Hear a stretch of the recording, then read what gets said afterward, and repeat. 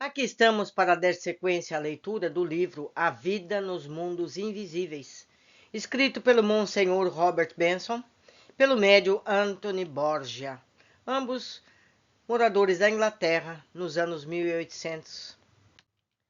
Planos para o trabalho futuro. Uma caminhada curta nos trouxe a um grande prédio retangular, que informou nosso amigo era o hall da ciência. A minha agradável companheira e eu estávamos querendo saber como a ciência, como sempre entendemos a palavra na Terra, poderia ter lugar no mundo espiritual.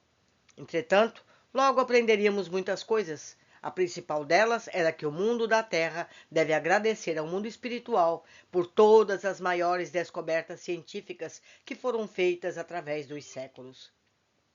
Os laboratórios do mundo espiritual estão muitas décadas em avanço comparando com os planos da Terra. Passarão anos até que seja permitido que muitas descobertas revolucionárias sejam enviadas ao mundo terreno, porque a Terra ainda não está suficientemente evoluída. Nem Ruth nem eu tivemos qualquer inclinação em direção à ciência ou à engenharia. Edwin, sabendo disso, propôs que gastássemos apenas 1 ou 2 momentos nesse rol em particular. No rol da ciência, cada campo da investigação científica ou da engenharia, estudos ou descobertas era incentivado, e aqui eram vistos muitos daqueles homens cujos nomes tornaram-se palavras cotidianas e que, desde que passaram ao mundo espiritual, têm continuado suas vidas de trabalho com seus colegas cientistas, com os recursos imensos e plenos do mundo espiritual ao seu comando. Aqui podem resolver os mistérios que os bafejavam quando estavam na carne. Não há tais coisas como rivalidade pessoal, não há mais ter que construir reputações, e muitas vantagens materiais são abandonadas para sempre. Segue-se que onde tal agrupamento de sábios possa existir, juntamente com recursos ilimitados, os resultados devam ser correspondentemente grandes. Nas épocas passadas, todas as descobertas vieram do mundo espiritual. Por si mesmo, o homem encarnado pode fazer muito pouco. A maioria das pessoas fica contente em considerar a Terra como suficiente. Sem dúvida que não é. O cientista é fundamentalmente um homem de visão. Pode ser limitada, mas está lá, apesar de tudo. Nossos próprios cientistas espirituais podem e fazem impressionar seus colegas terrenos com os frutos de sua investigação. Em muitos casos, onde 2 homens estão trabalhando sobre o mesmo problema, aquele que está no mundo espiritual estará bem mais adiante do que o seu confrade que ainda está na Terra. Uma sugestão do primeiro, frequentemente, é o suficiente para direcionar o segundo no caminho certo, e o resultado é uma descoberta para o benefício da humanidade. Em tantos casos, a humanidade tem sido bastante beneficiada, mas em muitos casos a humanidade sofreu dores e tribulações por perversões maldosas dessas descobertas. Cada uma delas que tenha sido enviada ao mundo espiritual é para a vantagem e para o progresso espiritual do ser humano. Se mentes pervertidas usam as mesmas coisas para a destruição do homem, então o homem tem apenas a si mesmo para responsabilizar. É por isso que afirmei que o mundo terreno não está suficientemente evoluído para receber muitas invenções esplêndidas, mais do que foram aperfeiçoadas por aqui. Estão prontas e esperando, mas se fossem enviadas para o plano da Terra, em seu atual estágio de mente espiritual, seriam mal usadas por pessoas inescrupulosas.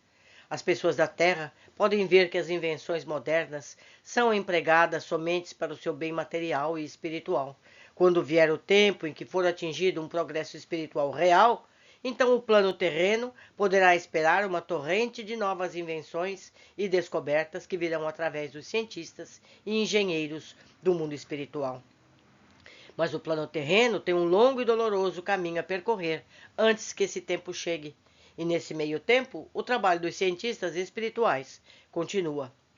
Nós, no mundo espiritual, não precisamos de muitas invenções terrenas. Penso que já deixei bem colocado que nossas leis por aqui são totalmente diferentes das do plano da carne. Não temos o que fazer com as invenções que aumentam a velocidade de viajar, como vocês. Nosso método de trânsito é tão rápido quanto o pensamento, porque o pensamento é o poder propulsor. Não temos necessidade de métodos de salvar vidas, porque somos indestrutíveis. Não necessitamos de centenas de invenções que fazem a vida mais fácil, segura, confortável e deliciosa, porque nossa vida é tudo isso, e mais ainda que isso. Mas no rol das ciências, muitos homens devotados estiveram trabalhando para a melhoria do plano material, através de seus recursos, e lamentando tanto que nada poderia ser trazido ao mundo porque não seria ainda seguro. Foi-nos permitido ver o progresso que foi feito na locomoção. Ficamos impressionados pelo avanço que foi realizado desde o tempo em que estivemos na Terra. Mas ainda não é nada perto do que está por vir. Quando o ser humano exercitar sua vontade na direção certa, não haverá fim para os enormes prêmios que receberá em progresso material. Mas o progresso material deve andar lado a lado com o progresso espiritual. Até que façam o mundo terreno, não será permitido que tenha as muitas invenções que estão prontas e esperando para serem enviadas. O povo em geral da terra é muito teimoso. Ressentem-se por qualquer invasão daquilo que preserva ou daquilo que clamam presunçosamente como preservado. Nunca houve intenção de que, quando os resultados das pesquisas de nossos cientistas eram comunicados à Terra, que eles ficassem restritos a uns, com exclusão de outros. Os que assim fizeram descobriram que têm que pagar um preço bastante caro pelo seu breve período de prosperidade na Terra. Nem foi a intenção de que dois mundos, o seu e o meu, devessem ser como agora, tão apartados em pensamento ou contato. Certamente dia chegará em que os dois mundos serão intimamente interrelacionados, quando a comunicação entre os dois será uma coisa cotidiana da vida, e quando a grande riqueza de recursos do mundo espiritual será aberta ao mundo da Terra para acarretar benefício para toda a raça humana. A visão de tanta atividade por parte dos meus companheiros, habitantes deste reino, fez por minha cabeça a pensar a respeito do meu próprio trabalho e de que forma seria. Eu não tinha ideia definida sobre isso, então mencionei o meu problema a Edwin. Parecia que Ruth também estava com um problema semelhante. Portanto, nós dois estávamos tendo, pela primeira vez desde a nossa chegada, um pequeno sinal de desassossego. Nosso velho amigo não estava nem um pouco surpreso. Estaria surpreso, disse ele, se nos sentíssemos diferente. Era uma sensação comum a todos, mais cedo ou mais tarde, de querer fazer algo útil pelo bem-estar dos outros. Não era que nós estávamos cansados de ver nosso próprio plano, mas que sentíamos uma consciência maior de nós mesmos. Edwin nos assegurou que continuaria com nossos passeios indefinidamente, se assim desejássemos, e ninguém nos criticaria ou comentaria as nossas ações. Seria tomado como um assunto de que apenas a nós concernia. Entretanto, nós dois decidimos que gostaríamos de colocar a questão sobre o nosso futuro trabalho e apelamos, em comum acordo, pela orientação do nosso bom amigo Edwin. Logo sugeriu que poderíamos ir aos limites dos reinos superiores, onde, recordem, disse ele, que cedo poderíamos tratar desse assunto. E assim saímos do rol das ciências e mais uma vez nos achamos nas fronteiras de nosso reino. Fomos levados a uma casa muito linda, que pela aparência e situação era claramente de alguém em um grau mais elevado do que aquelas mais para o interior. A atmosfera era mais rarefeita, e tanto quanto pude observar, estávamos aproximadamente no mesmo lugar da primeira visita àquele limiar. Edwin levou-nos para dentro da casa com toda a liberdade do mundo, dando-nos as boas-vindas. Assim que entramos, eu soube instintivamente que ele estava nos levando à sua própria casa. Estranho dizer, mas nunca havíamos perguntado sobre a sua casa ou onde estaria situada. Ele disse que, de propósito, havia tirado esse assunto de nossas mentes, mas era por sua natural timidez. Ruth estava encantada com tudo que via. Ralhou com ele por não ter nos contado mais cedo. A casa era construída em pedra, apesar de que, ao olhar, poderia parecer despojada. A amizade emanava em cada canto. Os aposentos não eram muito amplos, mas de tamanho médio e adaptados aos propósitos de Edwin. Havia muitas cadeiras confortáveis, muitas prateleiras de livros bem alinhados, mas era a sensação geral de calma e paz que invadia toda aquela habitação que nos impressionou mais fortemente. Edwin convidou-nos a sentar e que nos sentíssemos em casa. Não havia necessidade de termos pressa. Poderíamos discutir nosso problema em extenso. Logo admiti francamente que não tinha nenhuma ideia em particular sobre o que poderia fazer.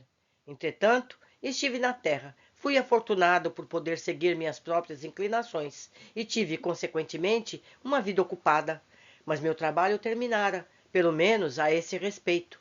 Quando terminou minha vida terrena, então Edwin propôs que talvez eu gostasse de me juntar a ele em seu trabalho, que principalmente concernia em pegar pelas mãos os recém-chegados, cujas crenças religiosas fossem as mesmas que tivéramos na Terra, mas que, como nós mesmos, eram incapazes de perceber a verdadeira mudança que haviam feito e a irrealidade de sua religião. Por mais que tivesse gostado da proposta do meu amigo, não me sentia competente em conduzir tal trabalho. Mas Edwin deixou de lado a minha objeção. Eu trabalharia, disse ele, ao lado dele no princípio. Quando me acostumasse à tarefa, poderia continuar independentemente, se desejasse. Falando pela experiência, Edwin disse que duas ou mais pessoas, e aqui olhou para Ruth, frequentemente ajudam mais do que uma, trabalhando completamente sozinha. A quantidade de pessoas parecia ter um poder maior de convencimento sobre alguém particularmente obstinado em manter suas antigas ideias religiosas da terra. Já que Edwin sentiu que seria realmente ser útil a ele, fiquei muito feliz em aceitar então a sua oferta e somar as suas forças. E aqui, Ruth veio colocar-se como outra candidata para servi-lo, sujeita, é claro, à sua aprovação. Não só foi instantaneamente bem-vinda, como também sua oferta foi gratamente aceita. Havia mais, disse ele, que a jovem poderia fazer, e nós três, trabalhando com a mesma harmonia e amizade, poderíamos cumprir juntos tarefas gratificantes. Fiquei mais do que feliz por Ruth participar, já que desta forma nossa amizade não se desfaria. Entretanto, havia um assunto em minha mente. Era sobre aquele livro em particular, que eu desejaria não ter escrito quando estive na Terra. Não estava deprimido pelo pensamento fixo nisso, mas queria ficar livre dele. Sem dúvida, meu novo trabalho eventualmente me traria aquela paz de espírito completa. Entretanto, sentia que queria lidar com isso de maneira mais direta. Edwin descobriu o que me afligia e me relembrou o que já havia dito sobre as dificuldades de comunicação com o mundo terreno. Mas também havia mencionado que deveríamos buscar orientação dos superiores. Se eu ainda queria tentar me comunicar, então deveríamos apelar por aquela orientação e aconselhamento agora, e assim poderíamos deixar determinadas todas as questões do meu futuro trabalho. Edwin, então, deixou-nos e foi para outra sala. Mal tinha começado a conversar um momento com Ruth sobre nossa nova ocupação, quando nosso amigo retornou, trazendo consigo um homem muito notável, que logo percebi tinha vindo de uma esfera superior, em resposta ao chamado de Edwin. Não parecia ser um dos nossos compatriotas. A minha observação estava correta, pois ele era egípcio, como Edwin explicou mais tarde. Falava a nossa língua perfeitamente. Edwin nos apresentou e explicou meus desejos e as possíveis dificuldades em seus cumprimentos. Nosso visitante tinha uma personalidade forte, impressionou-nos pela calma e placidez. Pôde imaginar que sempre esteja perfeitamente sereno. Sentamo-nos confortavelmente e Edwin deu a conhecer toda a extensão do meu conhecimento concernente à comunicação com o mundo terreno. O egípcio colocou-me algumas das suas considerações. Se, disse nosso visitante, eu estivesse convencido de que, pelo retorno ao plano da Terra, para falar, eu corrigiria a situação que estava me causando remorso, então ele faria qualquer coisa para me assistir, a fim de que eu alcançasse o meu propósito. Não seria possível fazer o que eu queria, entretanto, por alguns anos, mas nesse meio tempo eu deveria aceitar sua afirmativa de que, eventualmente, poderia me comunicar, e fez a promessa que levaria a efeito. Se eu tivesse paciência, tudo seria como eu desejava. Eu deveria deixar tudo nas mãos dos que eram delegados para esses assuntos, e tudo estaria bem.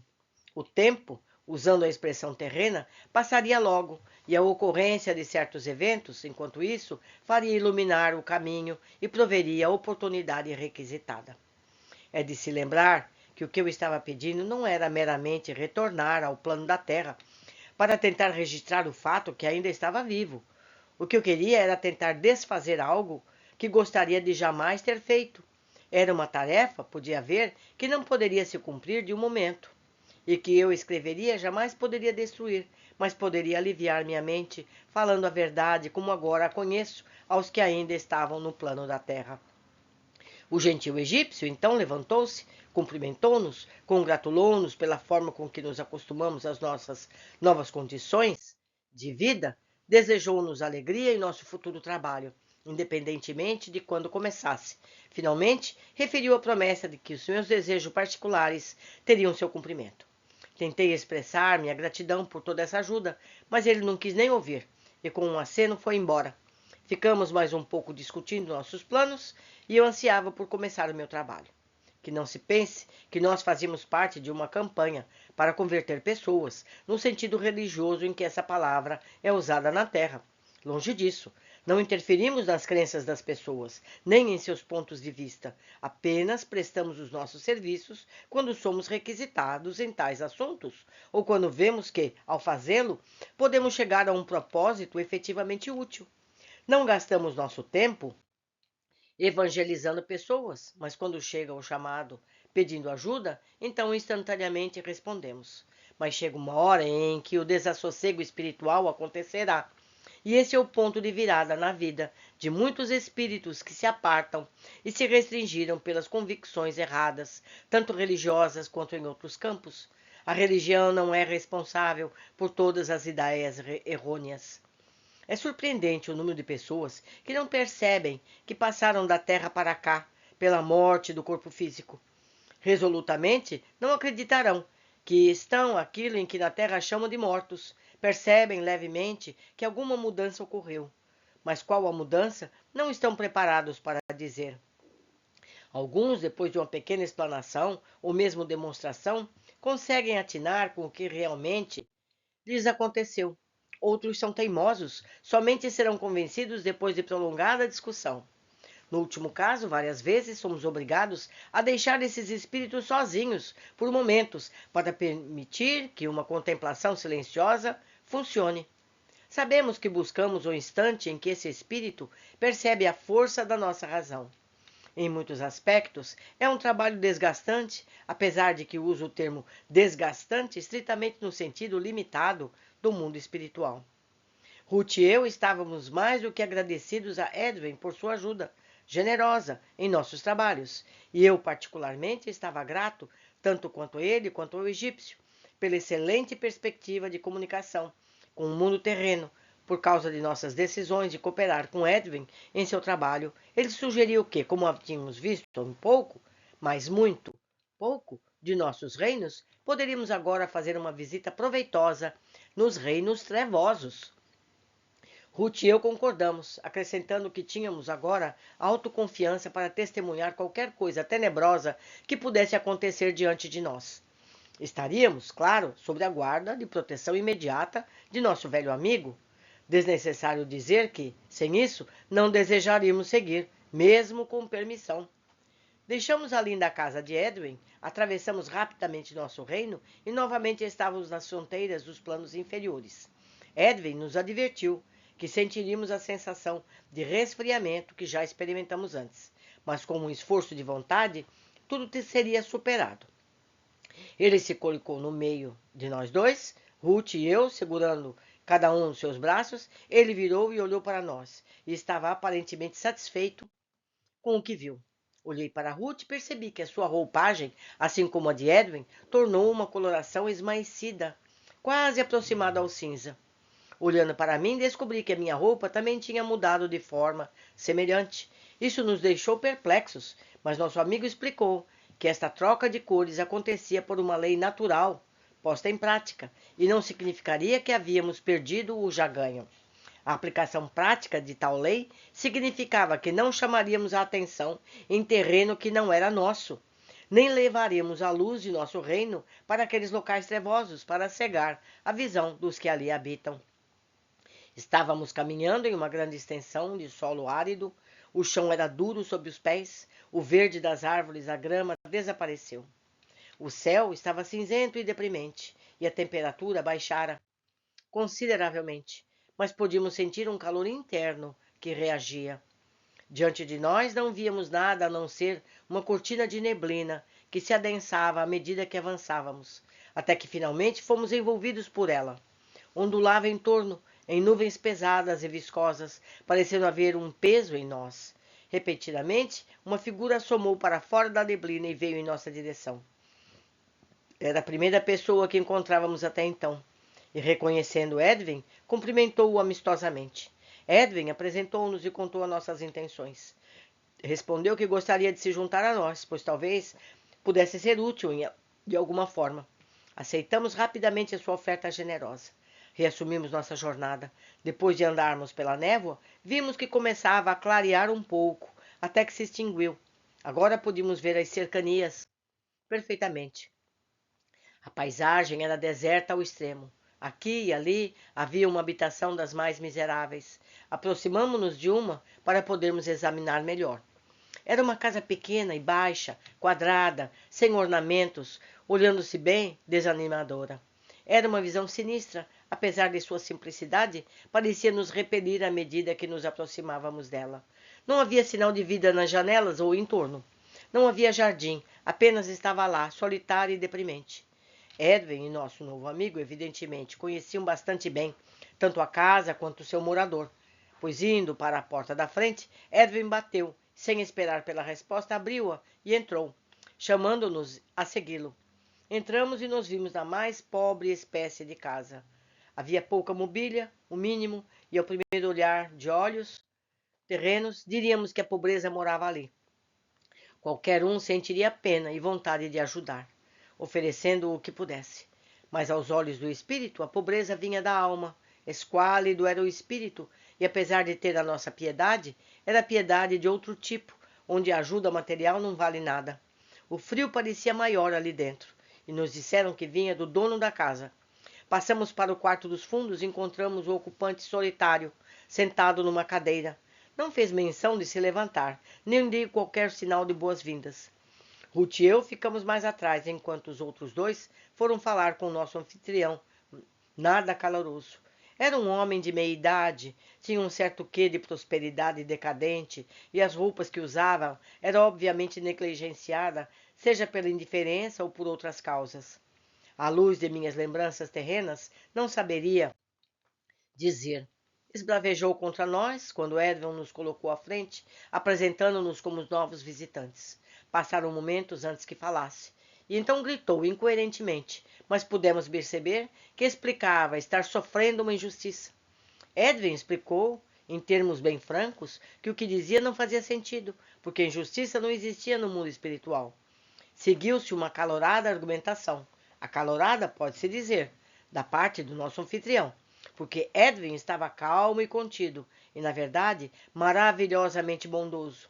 Muitas vezes deu uma olhada em Ruth, cuja face gentil parecia fazer brilhar todo o lugar escuro. Eu também olhei para Ruth, que segurava minha mão, para ver como estava sendo afetada por este homem estranho, mas ela estava imperturbável.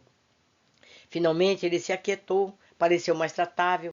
Então ele e Edwin tiveram uma conversa privada. Ao final, o homem disse a Edwin que pensaria no assunto e que chamasse se quisesse e que trouxesse seus amigos com ele. Observei que estava quase chegando a ser amável, mas não muito.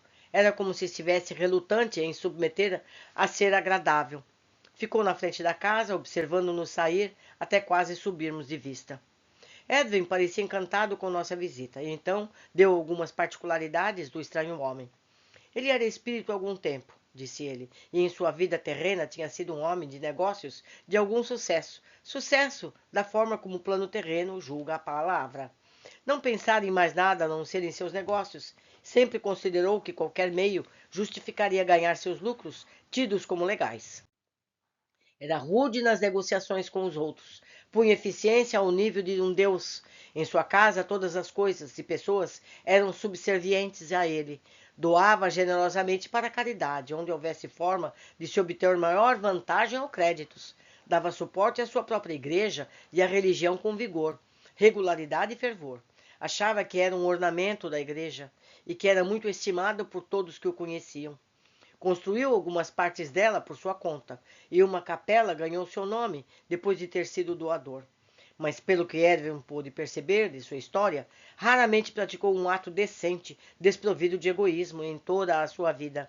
A motivação era sempre seu próprio engrandecimento, atingir a seu propósito na terra com o custo de sua vida no mundo espiritual. Agora, seu ressentimento era que, depois de ter vivido a vida tão exemplar na sua própria estimativa, foi condenado a viver em tamanha esqualidez. Recusava-se a ver que se condenara a si mesmo a isso e que não havia outro a responsabilizar, a não ser ele próprio. Reclamava que a igreja o havia enganado o tempo todo, já que os óbulos que tinha recebido estavam em grande estilo, e ele acreditou que suas dádivas à igreja pesariam bastante a seu favor aqui no além. De novo, não conseguia enxergar que o motivo de conta e que o estado infeliz do mundo espiritual não pode ser comprado por preço caro. Um pequeno serviço prestado a um companheiro mortal, generosamente de boa vontade, edifica mais espiritualmente para a glória de Deus do que os grandes somas de dinheiro gastas em tijolos eclesiásticos ou cimento erigidos pela glória do homem, com ampla ênfase sobre o doador. O estado atual deste homem era o de raiva, que era enorme, porque ele jamais negara nada enquanto estivera na terra, jamais se acostumaria a tais circunstâncias tão degradantes como as atuais. Suas dificuldades aumentavam pelo fato de não saber bem a quem culpar. Esperando altos prêmios, fora lançado às profundezas. Não havia feito amigos verdadeiros. Parecia que não havia ninguém, de sua posição social, disse ele, que poderia aconselhá-lo sobre a situação. Edwin tentava fazê-lo raciocinar, mas ele estava num estado mental irracional. Tinha estado assim por muito tempo. Tivera poucas visitas porque repelira a todos. Apesar de Edwin tê-lo visitado muitas vezes, o resultado era sempre o mesmo, um apego vigoroso ao senso de injustiça. Depois da última chamada de Edwin, em companhia de Ruth e eu, e com o amigo que encontramos no caminho, havia sintomas distintos de uma mudança acontecendo. Ele ainda não se manifestava, mas conforme nossa visita chegou ao final, ele mostrou sinais de abrandamento de sua atitude obstinada. Edwin estava certo de que isso se devia mais à presença suave de Ruth do que seus próprios poderes de fazê-lo raciocinar. Estava certo também de que, se voltássemos para lá em nosso caminho de volta, encontrá-lo-íamos em estado mental diferente. Ele não gostaria de admitir tão cedo que culpa tinha tido só dele, mas a perseverança trabalhando fará maravilhas. Ruth estava naturalmente encantada com o que pudera ser útil, e tão rápido, apesar de que colocara de lado qualquer argumento de ter feito qualquer coisa a não ser ficar ali como observadora. Edwin, entretanto, apontou-lhe que, enquanto ela dizia não ter feito nenhuma ação exterior, mostrara uma piedade real, a pena desse infeliz.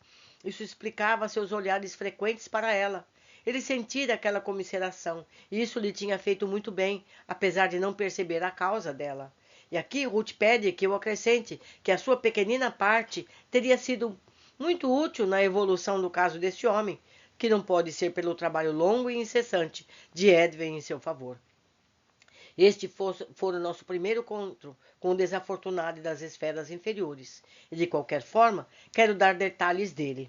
Foi direto, em muitos aspectos, em comparação com o que encontramos mais tarde, e ao recontá-lo, tive que fazer assim porque era uma introdução ao nosso trabalho futuro. Por agora, entretanto, não era esperado que fizéssemos nada a não ser nossas observações nos reinos trevosos. Nós quatro retomamos nossa jornada. Não havia caminhos para seguir e o chão estava se tornando pedregoso. A luz estava rapidamente escurecendo. Vinha de um céu que estava pesado e escuro. Não havia viva alma, nem numa casa sequer, nem um sinal de vida para ser visto. Todo o distrito parecia sem cor e vazio. Deveríamos estar vagando por outro plano. Mal pudemos ver diante de nós, depois de algum tempo, algo com a aparência de uma habitação, e fomos naquela direção. O terreno agora era de pedras e nada mais.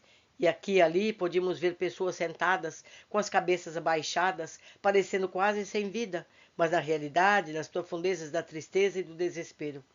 Não nos perceberam enquanto passamos por eles, e logo chegamos às habitações que avistamos de longe. Meus amigos, todas essas paisagens podem ser vistas nos livros de André Luiz. Espero que vocês consultem a playlist desse canal e vão lá nos primeiros livros que eu postei. Vejam toda a série de André Luiz, começando por Nosso Lar. E vocês vão ver toda essa paisagem, toda essa situação ampliada em mais de 10 livros com ricos detalhes. Espero que estejam apreciando. Aguardo todos no próximo capítulo.